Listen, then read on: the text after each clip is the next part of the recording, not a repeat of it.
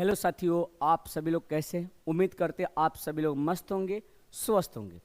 तो आज हम लेकर आए हैं इस वीडियो में आपका ट्वेल्थ का पहला यूनिट जो नाम है स्थिर वैद्युतिकी, इलेक्ट्रोस्टैटिक। ठीक ना। पहला यूनिट का नाम क्या है? ट्वेल्थ में फिजिक्स में पहला यूनिट का नाम क्या है? स्थिर वैद्युतिकी यानी इलेक्ट्रोस्टैटिक।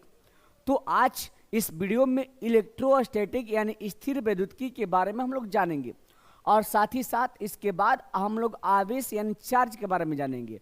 ठीक ना। तो आप सभी लोग अंत तक बने रहिएगा और वीडियो अच्छी लगी तो लाइक कर दीजिएगा, सब्सक्राइब भी कर दीजिएगा। ठीक है। तो चलिए देखिए, आपका चैप्टर का नाम क्या है? स्थिर वैद्युतिकी यानी इलेक्ट्रोस्टैटिक। यानी स्थिर वैद्युतिकी क्या है पहले ये जानेंगे। स्थिर वैद्युतिकी क्या है तो कि स्थिर क्या है? तो स्थिर के मतलब होता है विराम। अब विराम कहने से आप लोग को दिमाग में आ गया होगा कि विराम के मतलब होता है रुका हुआ, होता है ना। विराम के मतलब एकदम रुका हुआ, आराम, यानी रुक गया, यानी उसमें समय के साथ कोई उसमें परिवर्तन नहीं होगा, उसकी स्थिति में कोई परिवर्तन नहीं होगा। विराम के मतलब यही होता है कि एकदम रुका हुआ है तो रुका ही रहेगा, एकदम चुपचाप है, यानी उसके समय के साथ समय कितना भी हो जाए लेकिन उसकी स्थिति में कोई परिवर्तन नहीं होगा, तो वही क्या होता है? विराम होता है। अब यहां पर समझिए, वैद्युतिकी मतलब होता है विद्युत। अब विद्युत के मतलब होता है आवेश। यानी यहां पर तो आप सभी लोग जान गए होंगे कि स्थिर के मतलब विराम और वैद्युतिकी के मतलब आवेश। यानी स्थिर वैद्युतिकी में हम लोग विराम आवेश के बारे में पढ़ते हैं। किसके बारे में पढ़ते हैं? तो विराम आवेश के बारे में। अब देखिए, विराम आवेश के कारण कुछ ना कुछ उत्पन्न तो होगा। तो विराम आवेश के कारण आपका बल उत्पन्न होता है। ठीक है। बल, विभव मतलब वोल्टेज उत्पन्न होता है। उसके बाद क्षेत्र, आवेश अपना क्षेत्र भी बनाएगा। ठीक है। तो बल, विभव, क्षेत्र, इस सब क्या होता है? विराम आवेश के कारण बल, विभव, क्षेत्र उत्पन्न होता है। तो ये सब के बारे में, इसी के बारे में हम लोग जब अध्ययन करते हैं, जब पढ़ते हैं, तो उसी को हम लोग कहते हैं स्थिर वैद्युतिकी। तो आइए सुन लीजिए, स्थिर वैद्युतिकी है क्या। तो बोलेंगे स्थिर वैद्युतिकी भौतिकी की वह शाखा है।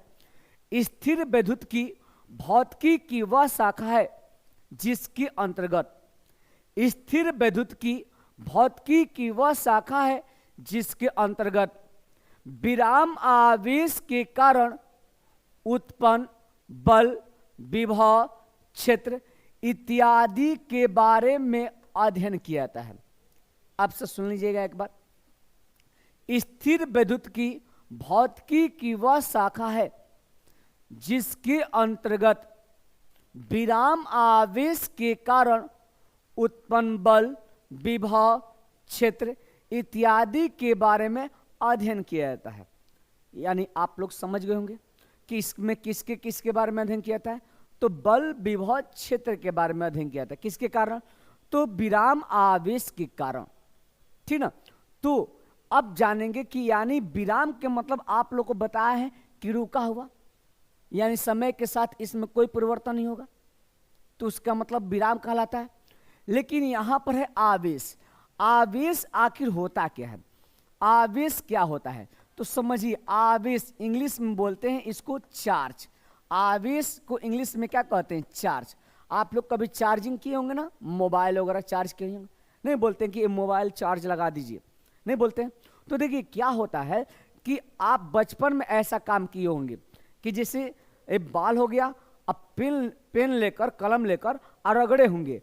रगड़ने के कारण क्या होता है कि इसमें एक कुछ ना कुछ उत्पन्न हो जाता है, कोई ना कोई चीज उत्पन्न होता है। जो कागज के छोटे छोटे टुकड़े को देखे होंगे, सटाए होंगे, आप काम किए होंगे, कैसे करते होंगे, तो कागज के छोटा छोटा टुकड़ा जो है उस मतलब पेन की ओर आकर्षित हो जाता था। यानी तो बाल और पेन के बीच एक फ्रिक्शन हुआ, रगड़ हुआ, रगड़ के कारण कुछ ना कुछ उत्पन्न हुआ, कुछ ना कुछ गुण आया इसमें। वही जो गुण होता है, जो गुण जो कागज के टुकड़े को आकर्षित कर लिया तो गुण क्या है, वही गुणवा आवेश है। जो कागज के टुकड़ों को क्या करता है, अपनी ओर आकर्षित करता है, ठीक ना, तो वो आवेश होता है। तो आवेश देखिए, आवेश को हम देख नहीं सकते हैं, सिर्फ महसूस करते हैं, देखा नहीं जाता है, महसूस करिएगा।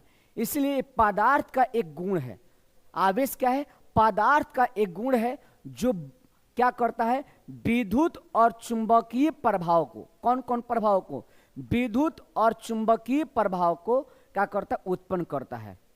आवेश पदार्थ का वह गुण होता है, आवेश पदार्थ का वह गुण है जो विद्युत एवं चुंबकीय प्रभाव को उत्पन्न करता है। एक बार आप सुन लीजिएगा, आवेश पदार्थ का वह गुण है जो विद्युत एवं चुंबकीय प्रभाव को उत्पन्न करता है, तो वह क्या कहलाता है, आवेश।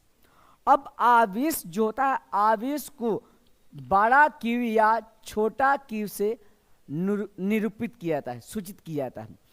छोटा क्यू या बड़ा क्यू से निरूपित किया जाता है, सूचित किया जाता है, किसको, आवेश को, ठीक ना। अब उसके बाद जानिएगा कि आवेश क्या होती है, अदिश राशि होती है, ठीक ना। उसके बाद यहां पर समझिए, आवेश का एसआई मात्रक जो होता है, एसआई मात्रक, एसआई मात्रक जो होता है वो कूलम होता है। क्या होता है, कूलम होता है। क्या होता है, कूलम। आवेश का एसआई मात्रक क्या होता है, कूलम, ठीक है। अब उसके बाद जानिएगा आवेश का सीजीएस मात्रक, सीजीएस मात्रक, सीजीएस फर्स्ट ईयर में आप लोग नाम सुने होंगे, सीजीएस सेंटीमीटर ग्राम सेकेंड होता है, सेंटीमीटर ग्राम सेकेंड ना। तो आवेश का सीजीएस मात्रक जो होता है वो ईएसयू, ईएसयू या आप कह सकते हैं स्टेट कूलम, स्टेट कूलम, ईएसयू या स्टेट कूलम, एसटीसी से डिनोट करते हैं।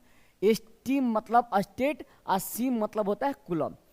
आप कहिएगा ईएसयू का फुल नेम क्या होता है, तो आपको बता दें जानकारी के लिए कि ई के मतलब होता है, ई के मतलब होता है इलेक्ट्रो, ई के मतलब क्या होता है, इलेक्ट्रो।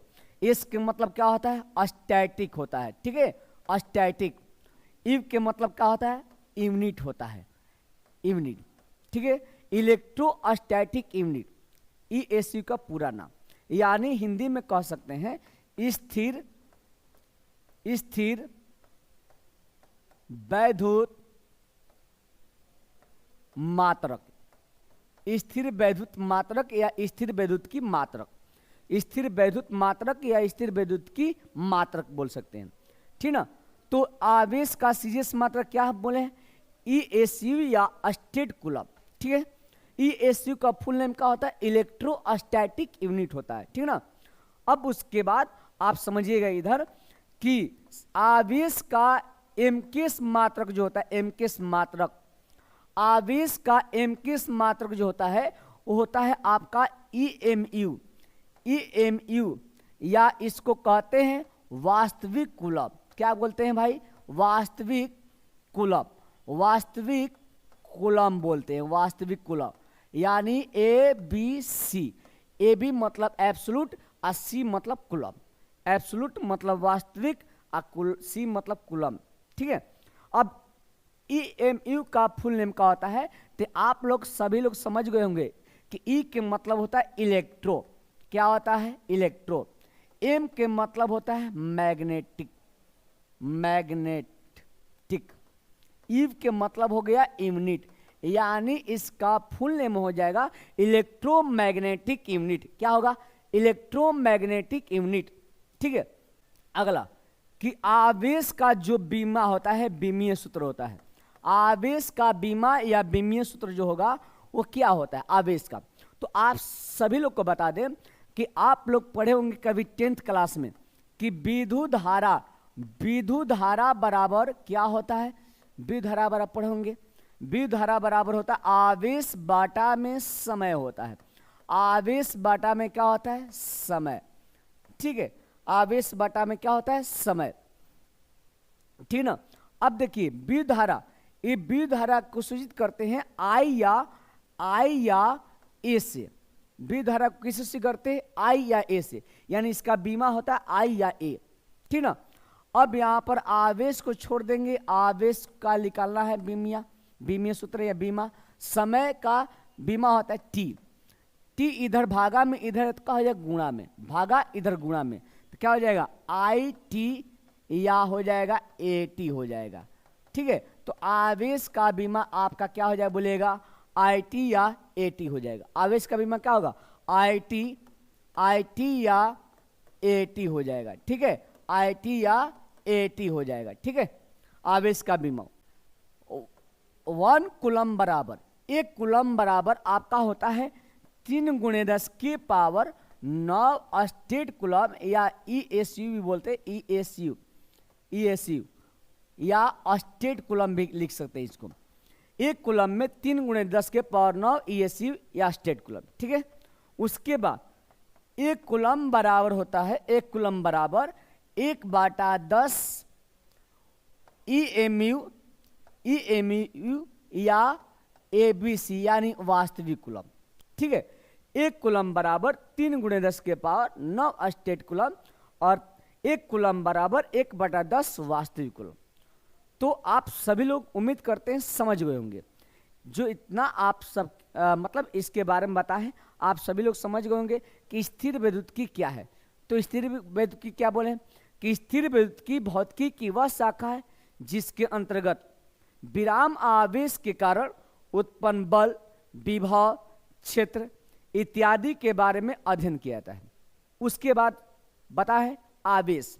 आवेश पदार्थ का वह गुण है जो विद्युत एवं चुंबकीय प्रभाव को उत्पन्न करता है। ठीक है, आवेश को छोटा क्यू या बड़ा क्यू से सूचित किया जाता है। सूचित आवेश एक अदिश राशि होता है। आवेश का एसआई मात्रक क्या होता है कूलम। आवेश का सीजीएस मात्रक ESU। ठीक है, ESU यानी इलेक्ट्रोस्टैटिक यूनिट होता है। ठीक है, या स्टेट कूलम। आवेश का एमकिस मात्रक EMU या वास्तविक कूलम। EMU मतलब फुल नेम होता है इलेक्ट्रोमैग्नेटिक यूनिट। ठीक है, अब आवेश का बीमा होता है IT या AT होता है। ठीक ना, कैसे है आपको बता दिए। उसके बाद 1 कूलम बराबर 3 × 10 के पावर 9 ESU होता है या स्टेट कूलम। 1 कूलम बराबर 1/10 EMU या वास्तविक कूलम होता है। तो आप सभी लोग उम्मीद करते हैं समझ गए होंगे। तो देखिए एक बार यहाँ पर देख लीजिएगा, इसको स्क्रीनशॉट आप सभी लोग ले सकते हैं। ठीक है, इसको स्क्रीनशॉट ले सकते हैं। ठीक ना, उसके बाद आप सभी लोग को बता दें कि अगला है बातें कि इसका एसआई मात्रक कूलम, सीजीएस मात्रक ESU या स्टेट कूलम, एमकिस मात्रक EMU या वास्तविक कूलम, इसका बीमीय सूत्र AT या IT हो गया। 1 कूलम बराबर 3 × 10 के पावर 9 ESU, 1 कूलम बराबर 1/10 EMU। तो ठीक है, तो आप सभी लोग स्क्रीनशॉट ले सकते हैं और आप सभी लोग को बता दें इसी तरह एकदम बेहतर आप सभी लोग के बीच टॉपिक लाते रहेंगे। तो आप सभी लोग हमारे चैनल को सब्सक्राइब कर लीजिएगा और बेल आइकन को दबा दीजिएगा। तब तक के लिए जय हिंद, जय भारत।